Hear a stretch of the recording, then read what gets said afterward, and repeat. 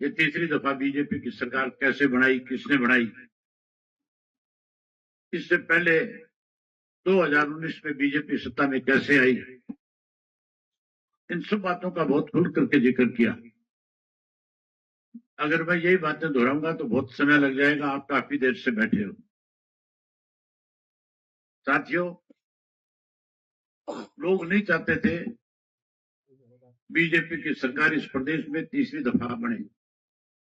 लोगों ने तो 2019 में मन बना लिया था कि हम भाजपा को सत्ता से बाहर करेंगे, और जब चुनाव हुआ था 2019 में तो भारतीय जनता पार्टी को केवल 40 सीट मिली थी, 50 सीट विपक्ष के खाते में आई थी।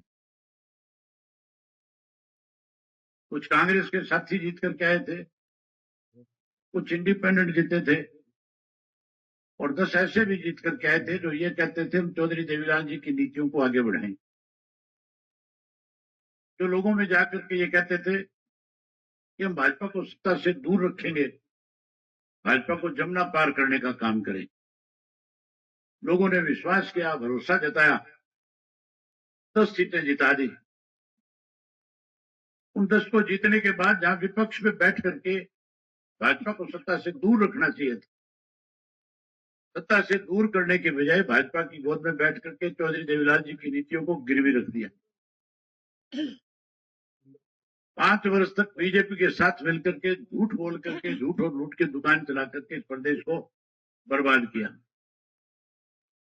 लोग इंतजार करते रहे कि दोबारा जब चुनाव आएगा, जब चुनाव होगा, ये झूठ और लूट की दुकान चलाने वाले लोग इनकी दुकान को बंद करेंगे, वहीं भाजपा को सत्ता से बाहर करेंगे।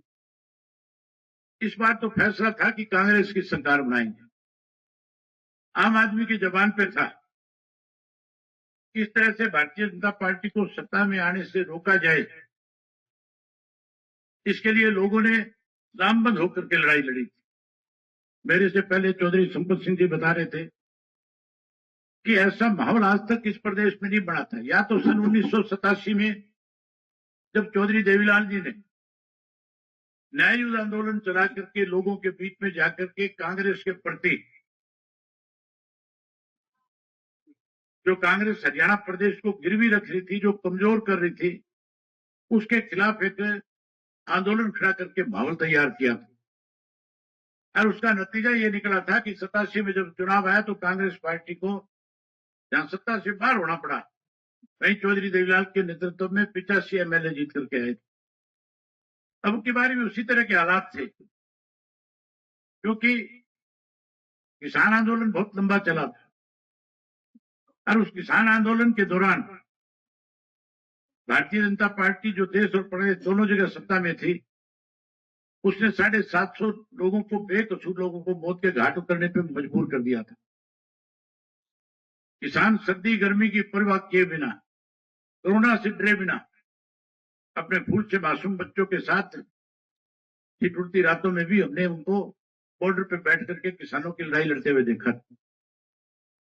सबका मन था कि भाजपा को सत्ता से बाहर करेंगे। आम आदमी कहता भी यही था। जब हम लोगों के बीच में जाते थे, बताते थे कि कांग्रेस के लोग जो है कहीं ना कहीं भाजपा से मिले हुए हैं। केवल अकेला किसान आंदोलन नहीं, उससे पहले एक लड़ाई और भी लड़ी जा रही। जाट आरक्षण आंदोलन के नाम पे भी इस इलाके में 32 से ज्यादा नौजवानों ने शहादत देने का काम किया। उसको लेकर के भी लोगों के मन में गुस्सा था। आप तो सरकार बनाना चाह रहे थे कांग्रेस की, लेकिन कांग्रेस के जो आका थे वो कहीं ना कहीं सत्ता में बैठे लोगों से डरे हुए थे। उन्हीं के दबाव में आकर के पहले टिकटों का जो बंटवारा किया गया था, उसमें ऐसे लोगों को टिकटें दे दी गई जिन्हें लोग पसंद नहीं कर रहे थे, जिन्हें लोग सत्ता में देखना नहीं चाहते, जिन्हें विधानसभा के दरवाजे तक भेजना नहीं चाहते थे।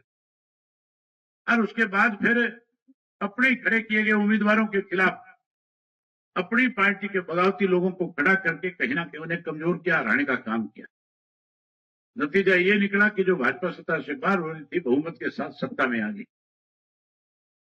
सत्ता में आने के बाद जैसे उनके आकाओं को पता लगा कि सरकार बनाने में मेरी पार्टी के लोगों का हाथ है, 1 वर्ष तक लगातार पूरे प्रदेश में लोगों के बीच में मैसेज देने का काम किया था कि जो लोग पार्टी के साथ दगा करेंगे हम ऐसे लोगों को पार्टी में कोई जिम्मेवारी नहीं देंगे।